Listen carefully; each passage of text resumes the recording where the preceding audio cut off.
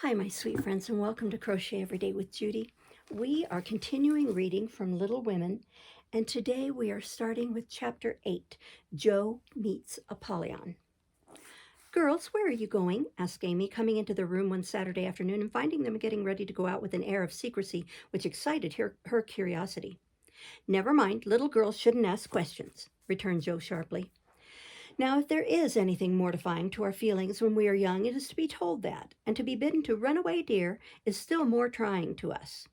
Amy bridled up at this insult and determined to find out the secret if she teased for an hour. Turning to Meg, who never refused her anything very long, she said coaxingly, "Do tell me. I should think you might let me go too, for I haven't got anything to do, and am so lonely." "I can't, dear, because you aren't invited," began Meg, but Jo broke in impatiently. "Now, Meg, be quiet. You can't go, Amy, so don't be a baby and whine about it. You are going somewhere with Laurie. I know you are. You were whispering and laughing together on the sofa last night, and you stopped when I came in. Aren't you going with him?" "Yes, we are. Now do be still and stop bothering." Amy held her tongue, but used her eyes and saw Meg slip a fan into her pocket. I know. You're going to the theater to see The Seven Castles," she cried, adding resolutely, "and I shall go, for Mother said I might see it, and I've got my rag money." "Just listen to me a minute and be a good child," said Meg soothingly. "Mother doesn't wish you to go this week because your eyes are not well enough yet to bear the light of this fairy piece. Next week you can go with Beth and Hannah." "I don't like that half as well as going with you and Laurie. Please let me. I've been sick with this cold so long and shut up I'm dying for some fun. Do, Meg, I'll be ever so good," pleaded Amy, looking as pathetic as she could. "Suppose we take her. I don't believe Mother would mind if we bundle her up well," began Meg. "If she goes, I shan't, and if I don't, Laurie won't like it, and it will be very rude, after he invited only us, to go and drag in Amy. I should think she'd hate to poke herself where she isn't wanted," said Jo crossly. Her tone and manner angered Amy, who began to put her boots on, saying in her most aggravating way, "I shall go. Meg says I may, and if I pay for myself, Laurie hasn't anything to do with it. You can't sit with us, for our seats are reserved, and you mustn't sit alone. So Laurie will give you his place, and that will spoil our pleasure, or he'll get another seat for you, and that isn't proper when you weren't asked. You shan't stir a step, so you may just stay where you are," scolded Jo. Sitting on the floor with one boot on, Amy began to cry, and Meg to reason with her, when Laurie called from below, and the two girls hurried down, leaving their sister wailing. Just as the party was setting out, Amy called over the banisters in a threatening tone, "You'll be sorry for this, Jo March, see if you ain't." "Fiddlesticks," returned Jo, slamming the door. They had a charming time, for the seven castles of the Diamond Lake were as brilliant and wonderful as heart could wish. But in spite of the comical red imps, sparkling elves, and gorgeous princes and princesses, Jo's pleasure had a drop of bitterness in it. The Fairy Queen's yellow curls reminded her of Amy, and between the acts she amused herself with wondering what her sister would do to make her sorry for it. She and Amy had had many lively skirmishes in the course of their lives, for both had quick tempers and were apt to be violent when fairly roused. Amy teased Jo, and Jo irritated Amy, and semi-occasional explosions occurred, of which both were much ashamed afterward.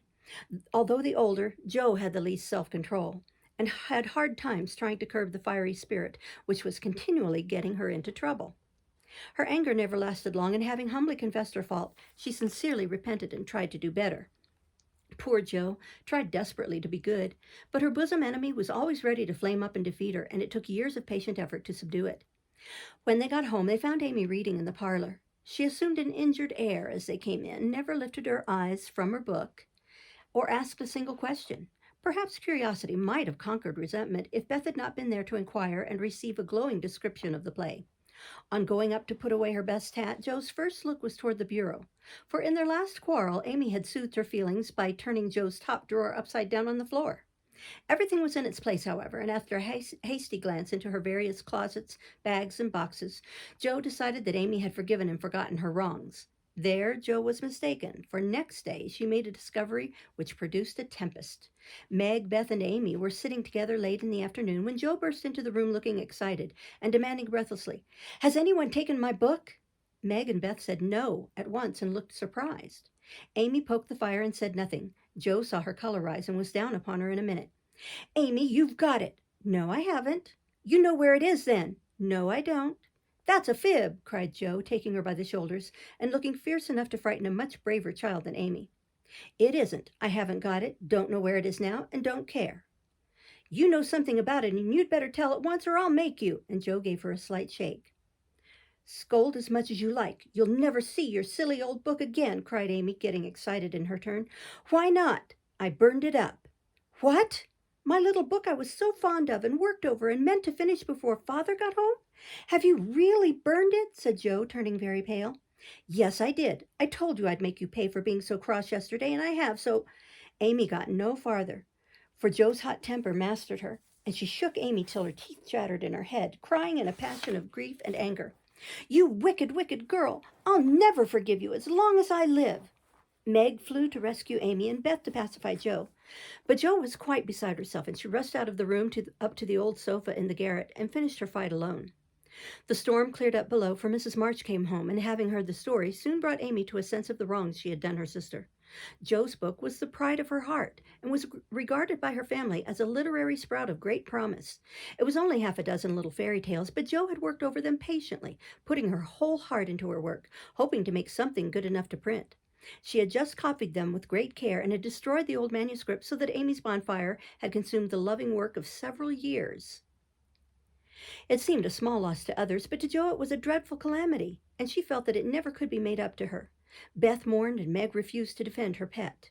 Mrs. March looked grave and grieved, and Amy felt that no one would love her till she had asked pardon for the act which she now regretted more than any of them. When the tea bell rang, Joe appeared looking so grim and unapproachable that it took all Amy's courage to say meekly, "Please forgive me, Joe. I'm very, very sorry." "I shall never forgive you," was Joe's stern answer, and from that moment she ignored Amy entirely. No one spoke of the great trouble, not even Mrs. March, for all had learned by experience that when Joe was in that mood, words were wasted, and the wisest course was to wait till some little accident, or her own generous nature, softened Joe's resentment and healed the breach. It was not a happy evening, for though they sewed as usual while their mother read aloud from Bremer, Scott, or Edgeworth, something was wanting, and the sweet home peace was disturbed. They felt this most when singing time came, for Beth could only play, Joe stood dumb as a stone, and Amy broke down, so Meg and Mother sang alone. As Joe received her good-night kiss, Mrs. March whispered gently, "My dear, don't let the sun go down upon your anger. Forgive each other, help each other, and begin again tomorrow." Joe wanted to lay her head down on that motherly bosom and cry her grief and anger all away, but the tears were an unmanly weakness, and she felt so deeply injured that she really couldn't quite forgive yet. So she winked hard, shook her head, and said gruffly, because Amy was listening, "It was an abominable thing, and she doesn't deserve to be forgiven." With that, she marched off to bed, and there was no merry or confidential gossip that night.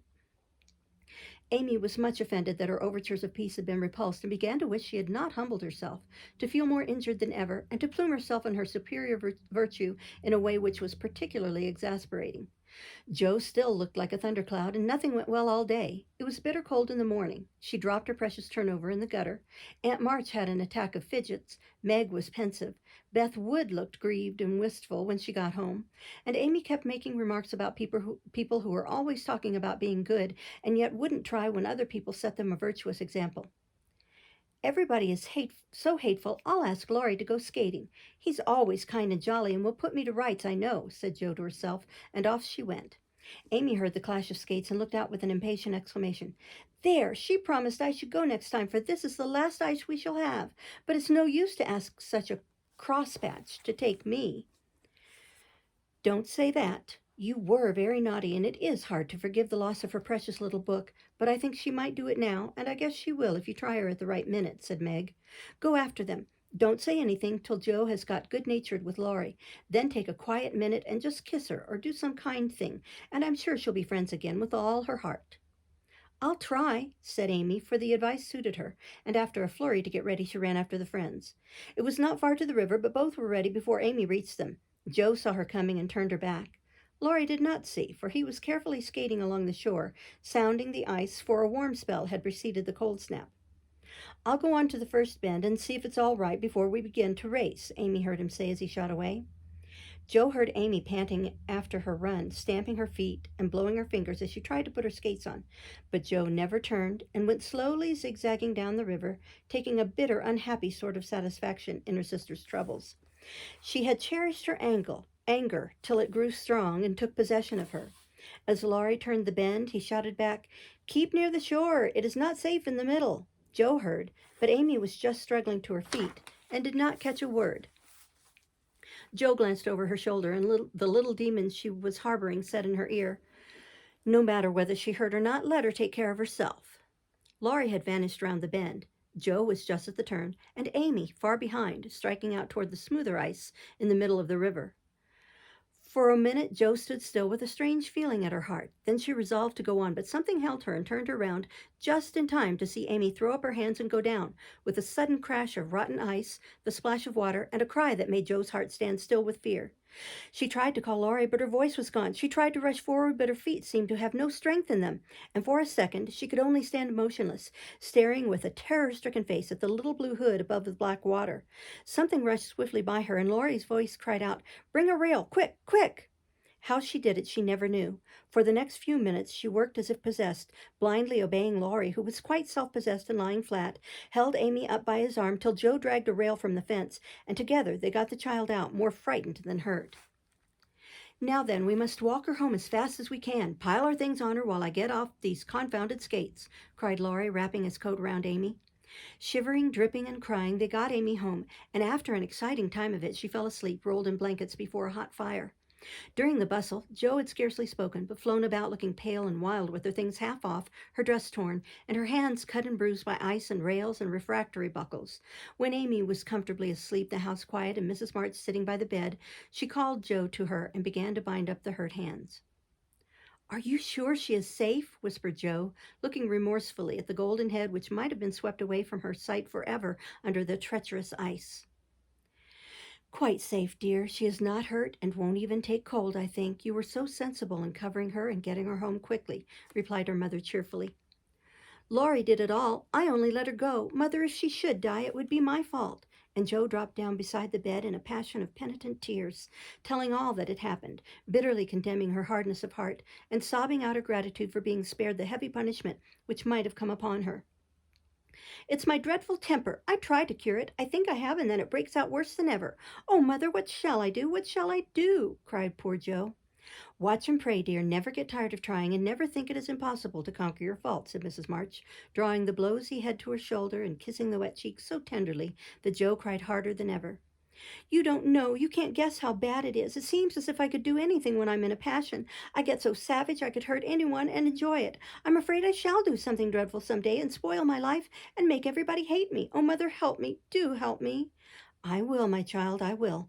Don't cry so bitterly, but remember this day, and resolve with all your soul that you will never know another like it. Joe, dear, we all have our temptations, some far greater than yours, and it often takes us all our lives to conquer them. You think your temper is the worst in the world, but mine used to be just like it." "Yours, Mother? Why, you are never angry." And for the moment, Joe forgot remorse in surprise. "I've been trying to cure it for 40 years and have only succeeded in controlling it. I am angry nearly every day of my life, Joe, but I have learned not to show it, and I still hope to learn not to feel it, though it may take me another 40 years to do so." The patience and the humility of the face she loved so well was a better lesson to Joe than the wisest lecture, the sharpest reproof. The knowledge that her mother had a fault like hers and tried to mend it made her own easier to bear and strengthened her resolution to cure it, though 40 years seemed rather a long time to watch and pray to a girl of 15. "Mother, are you angry when you fold your lips tight together and go out of the room sometimes when Aunt March scolds or people worry you?" asked Joe. "Yes, I've learned to check the hasty words that rise to my lips, and when I feel that they mean to break out against my will, I just go away a minute and give myself a little shake for being so weak and wicked," answered Mrs. March with a sigh and a smile. "How did you learn to keep still? That is what troubles me, for the sharp words fly out before I know what I'm about, and the more I say, the worse I get, till it's a pleasure to hurt people's feelings and say dreadful things. Tell me how you do it, Marmee dear." "My good mother used to help me." "As you do us," interrupted Joe with a grateful kiss. "But I lost her when I was a little older than you are, and for years had to struggle on alone, for I was too proud to confess my weakness to anyone else. I had a hard time, Joe, and shed a good many bitter tears over my failures, for in spite of my efforts I never seemed to get on. Then your father came, and I was so happy that I found it easy to be good. But by and by, when I had 4 little daughters and we were poor, the old trouble began again, for I am not patient by nature, and it tried me very much to see my children wanting anything." "Poor Mother, what helped you then?" "Your father, Joe. He never loses patience, never doubts or complains, but always hopes and works and waits so cheerfully that one is ashamed to do otherwise before him. He helped and comforted me and showed me that I must try to practice all the virtues I would have my little girls possess, for I was their example. It was easier to try for your sakes than for my own. A startled or surprised look from one of you when I spoke sharply rebuked me more than any words could have done. Oh, Mother, if I'm ever half as good as you, I shall be satisfied, cried Joe, much touched. I hope you will be a great deal better, dear, but you must keep watch over your bosom enemy, as Father calls it, or it may sadden, if not spoil, your life. You have had a warning. Remember it, and try with heart and soul to master this quick temper before it brings you greater sorrow and regret than you have known today. I will try, Mother, I truly will, but you must help me, remind me, and keep me from flying out. I used to see Father sometimes put his finger on his lips and look at you with a very kind but sober face, and you always folded your lips tight or went away. Was he reminding you then? Yes, I asked him to help me so, and he never forgot it, but saved me from many a sharp word by that little gesture and kind look. Jo saw that her mother's eyes filled and her lips trembled as she spoke, and fearing that she had said too much, she whispered anxiously, Was it wrong to watch you and to speak of it? I didn't mean to be rude, but it's so comfortable to say all I think to you and feel so happy and safe here. My Jo, you may say anything to your mother, for it is my greatest happiness and pride to feel that my girls confide in me and know how much I love them. I thought I'd grieved you. No, my dear, but speaking of Father reminded me how much I miss him, how much I owe him, and how faithfully I should watch and work to keep his little daughters safe and good for him. Yet you told him to go, Mother, and you didn't cry when he went, and never complain now or seem as if you needed any help, said Jo, wondering. I gave my best to the country I love and kept my tears till he was gone. Why should I complain when we both have merely done our duty and will surely be the happier for it in the end? If I don't seem to need help, it is because I have a better friend, even than Father, to comfort and sustain me. My child, the troubles and temptations of your life are beginning, and may be many, but you can overcome and outlive them all if you learn to feel the strength and tenderness of your heavenly Father as you do that of your earthly one. His love and care never tire or change, can never be taken from you, but may become the source of lifelong peace, happiness, and strength. Believe this heartily, and go to God with all your little cares and hopes and sins and sorrows as freely and confidingly as you come to your mother. Jo's only answer was to hold her mother close, and in the silence which followed, the sincerest prayer she had ever prayed left her heart without words, for in that sad yet happy hour she had learned not only the bitterness of remorse and despair, but the sweetness of self-denial and self-control, and led by her mother's hand, she had drawn nearer to the friend who welcomes every child with a love stronger than that of any father, tenderer than that of any mother. Amy stirred and sighed in her sleep, and Jo looked up with an expression on her face which it had never worn before.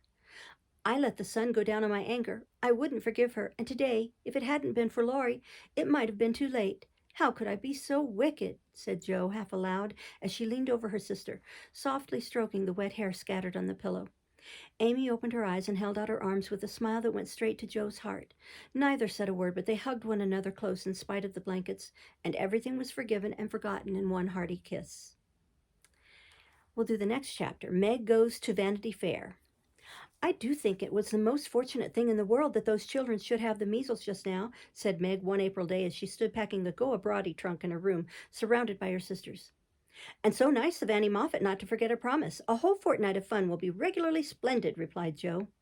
And such lovely weather. I'm so glad of that, added Beth, tidily sorting neck and hair ribbons in her best box, lent for the great occasion.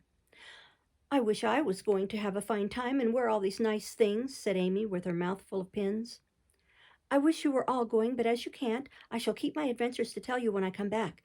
I'm sure it's the least I can do when you have been so kind, lending me things and helping me get ready, said Meg. What did Mother give you out of the treasure box? Asked Amy, who had not been present at the opening of a certain cedar chest in which Mrs. March kept a few relics of past splendor as gifts for her girls when the proper time came. A pair of silk stockings, that pretty carved fan, and a lovely blue sash. I wish I hadn't smashed my coral bracelet, for you might have had it, said Jo, who loved to give and lend, but whose possessions were usually too dilapidated to be of much use. There is a lovely old-fashioned pearl set in the treasure box, but Mother said real flowers were the prettiest ornament for a young girl, and Laurie promised to send me all I want, replied Meg. Now let me see, there's my new gray walking suit. Just curl up the feather in my hat, Beth.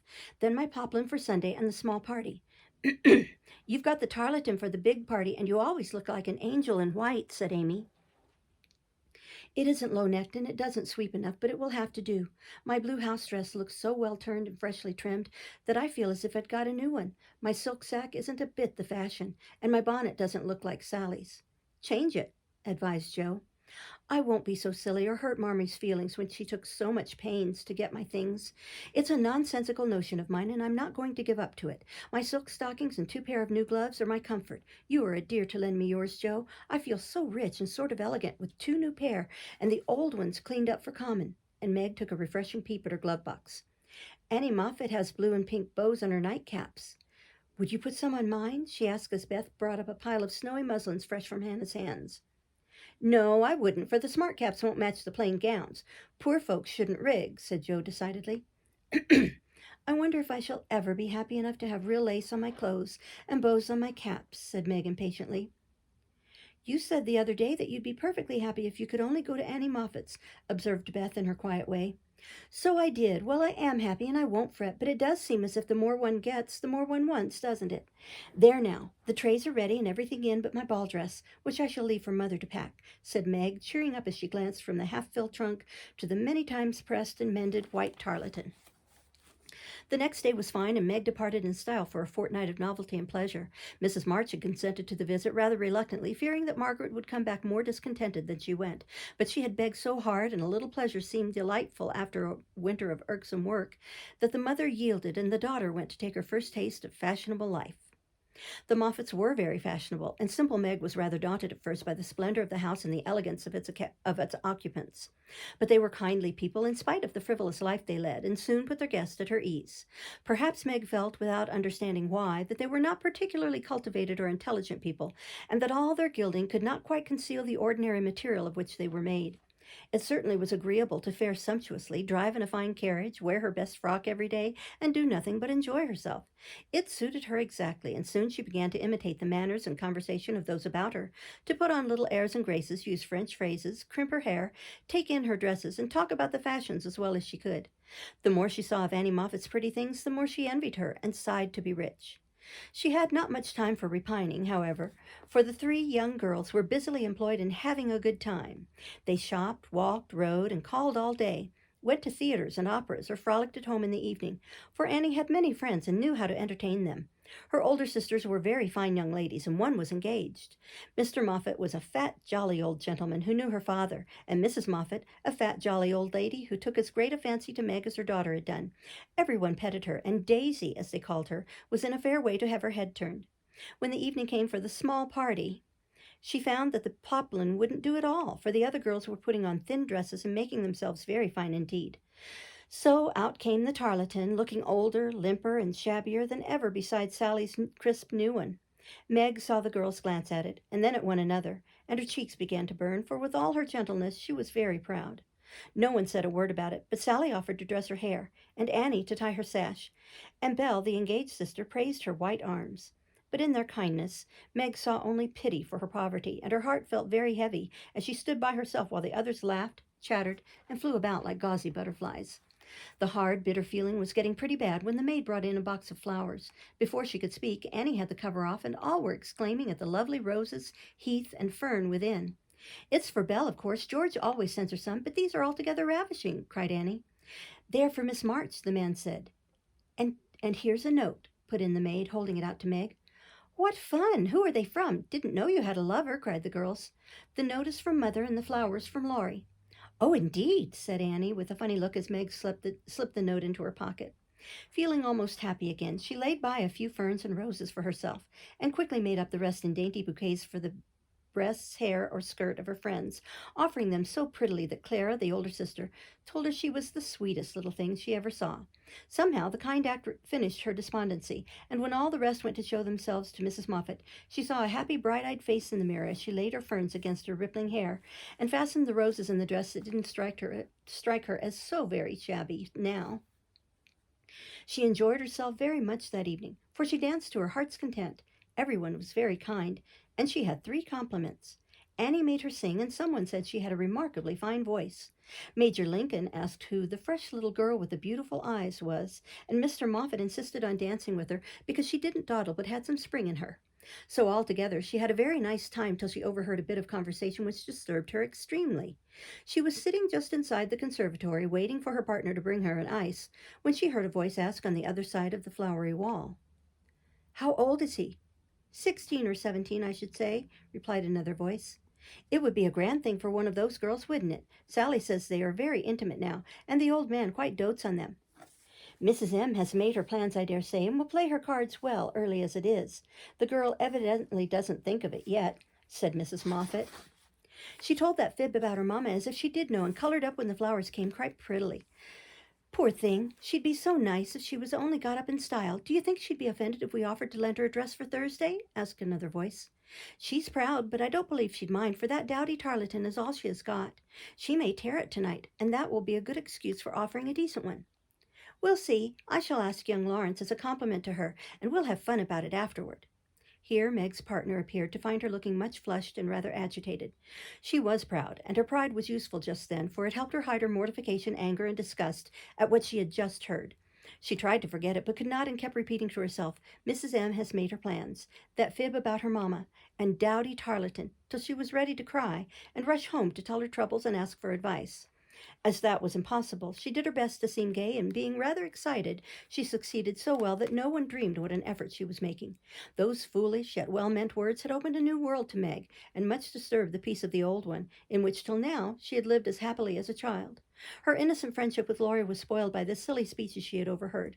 Her faith in her mother was a little shaken by the worldly plans attributed to her by Mrs. Moffat, who judged others by herself, and the sensible resolution to be contented with the simple wardrobe which suited a poor man's daughter was weakened by the unnecessary pity of girls who thought a shabby dress one of the greatest calamities under heaven.